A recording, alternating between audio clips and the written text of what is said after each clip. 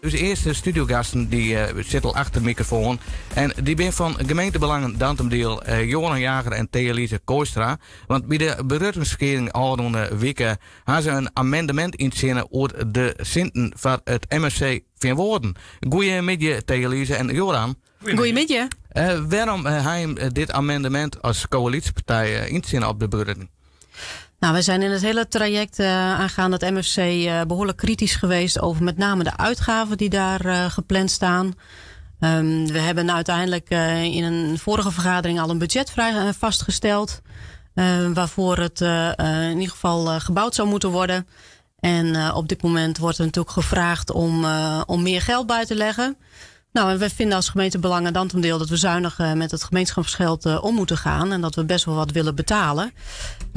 Maar er moet er ook een heel goed plan liggen om daar het geld voor uit te geven. Dus die extra centen wil je net beschikbaar stellen. Wat is het gevolg van het aannemen van dit amendement? Ja, dat is altijd een beetje lastig in te schatten. En dat is ook best wel spannend natuurlijk. Maar ons grootste knelpunt was dat de kaders die er lagen wat ons betreft niet goed genoeg zijn om ook te kunnen monitoren en te sturen in de komende periode. Dus hebben we gezegd van we dienen een amendement in waarbij we wel die kaders stellen. En waarbij we dus wel grip hebben op de situatie. En ook kunnen sturen daar waar wij denken dat we moeten gaan sturen in de komende periode. Ja, want eigenlijk het MFC is nou uitbreidt mij echt oorlis de voetbalvereniging en de kinderopvang. Ja, dat klopt. Dat is dus een extra complicatie.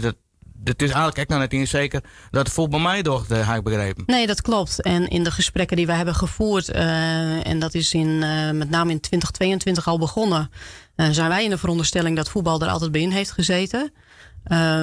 Dus hij komt ook wel een beetje als verrassing dat nu in één keer daar meer geld voor nodig is.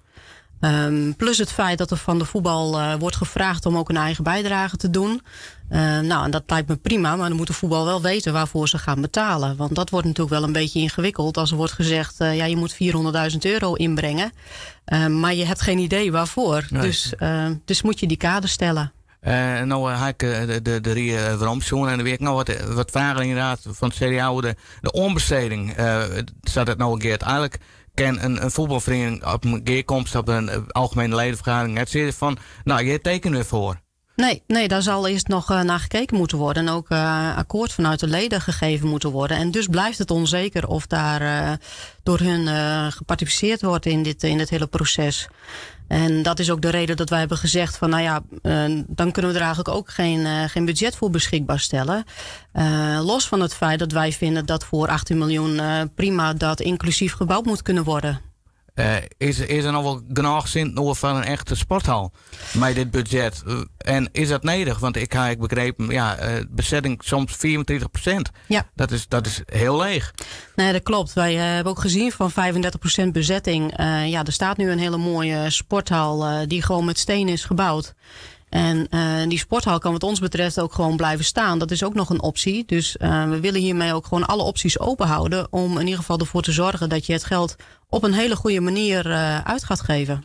De sport ook een besteen blowen, maar dan een heel soort ongebeuren in de oorlogen. Het zit al heel lang. Ik denk dat het van begin jaren 80 is. Ik had er een keer wel sporten, maar er is net een soort ongebeurd. Nee, dat klopt. Dus er zal best wel wat geïnvesteerd moeten worden. Maar er zijn gewoon 3 opties. En dat is of het bouwen van een nieuwe sporthal, of een sportzaal, of het renoveren van de bestaande sporthal. En wat ons betreft staan al die opties open, als het maar binnen die 18 miljoen past. Ja, en dan heb ik een vraag van het idee, de bevolking van Vierwoorden is vregen van wat voor idee wil je maar. De vakker, het CDA gang net naar alles onder in dak. Ze wonen graag verspreid over het dorp. Waarom is er net harken naar het dorp dan? Waarom is hier nou voor onder in dak gekozen? Ja, dat is een beetje moeilijk te bepalen nu achteraf in het hele proces. Maar ik heb begrepen dat daar veel gesprekken over gevoerd zijn. En ik denk dat dan die vraag niet bij ons gesteld moet worden, maar richting het college. Ja, de wethouder Wiersma zei ik, wie kent nou net direct de skep onder in de grond van, ja, het wordt nog wel langer. En het wordt wel, Vierwoorden wacht toch heel lang. Ja. Nou, daar zijn de meningen over verdeeld. Want ik denk juist door nu heldere kaders te stellen en wij beter kunnen monitoren en kunnen sturen, denken we dat we juist veel sneller moeten kunnen. Want zeker ook met zo'n BBV-proces ben je zo weer een jaar, als het niet langer is, verder om uiteindelijk alleen maar tot een plan te komen. En wij denken dat als je een plan hebt met de kaders die er nu liggen en je doet een aanbesteding, dat wat ons betreft zo snel als mogelijk die schop in de grond kan.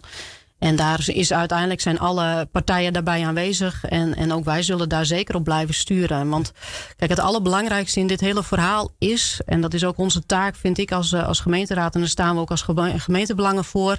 Een prioriteit hebben de scholen op dit moment. Hè. De scholen zitten gewoon in een acute situatie, in een noodsituatie, waarbij de leerlingen, ja, je kan bijna geen goed onderwijs meer garanderen. Dus er moet gewoon zo snel mogelijk gebouwd worden. En alle opties die liggen open. En wat ons betreft beginnen ze met de school als ze in het andere proces er nog niet uit zijn. Om dat er later tegenaan te bouwen. Maar die scholen die moeten er gewoon zo snel als mogelijk komen. Onderwijs moet goed zijn hier in deze gemeente. En daar staan wij ook voor.